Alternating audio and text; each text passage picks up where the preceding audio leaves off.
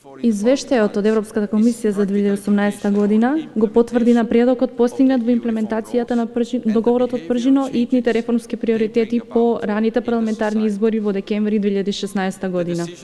Овие беа условите кои овозможија на Европската комисија да издаде неусловена или, како што вашата јавност претпочита да ја нарекуваат, чиста препорака за започнување на преговори за пристап. Работата која што беше завршена за да се постигне ова не треба да се потцени, особено ако ја споредиме со ситуацијата пред една година. Ова достигнување бараше политичка волја, одлучност и тешки компромиси. Потребно е да се пофали владината коалиција, затоа што го поплочи патот за да се врати назад уназадувањето на реформите и што го инјектираше така нареченото чувство на да, ние можеме меѓу населението.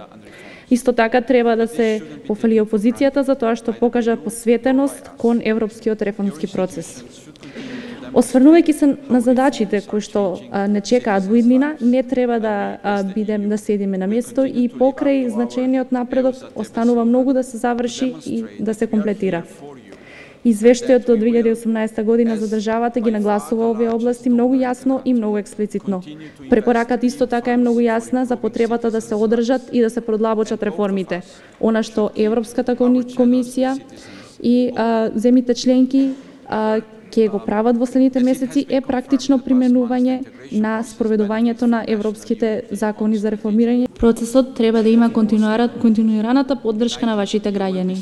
Навистина сум задоволена од тоа што сите јавни анкети потврдуваат дека и понатаму граѓаните стојат цврсто зад ЕУ агендата и реформите. Но ова не треба да се земе здраво за готово, ни од вас, ни од нас. Вашите институции треба да продолжат да покажуваат како реформите ги изменуваат животите на граѓаните.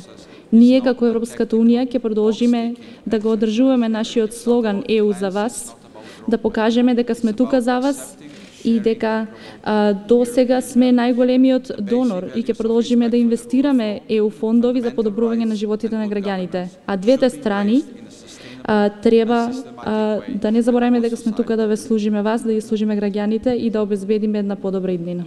Како што беше потврдено во изминатите месеци, процесот на интеграција има придобивки од национално единство на стратешките цели на сите засегнати страни. Обединети ќе бидете посилни во справување со предизвиците кои ве чекаат, а ќе има многу предизвици во патот со интеграција. Обединети ќе имате поголема шанса за успех. Пораката која што потекнува од стратегијата како и извештајот за државата е дека процесот за европска интеграција не е техничка вежба на штиклирање на празни места. Не се работи за планови и за исцртани мапи, се работи за прифаќање, споделување и промовирање на европските вредности. Основните вредности на почитување на владењето на правото, основните права и доброто владење треба да се прифатат на еден одржлив и систематски начин од целото општество. Независните институции и регулаторни тела се од суштинско значење за секоја консолидирана демократија. Треба да им се даде простор и независност кои што им се потребни за да ги извршуваат своите задачи.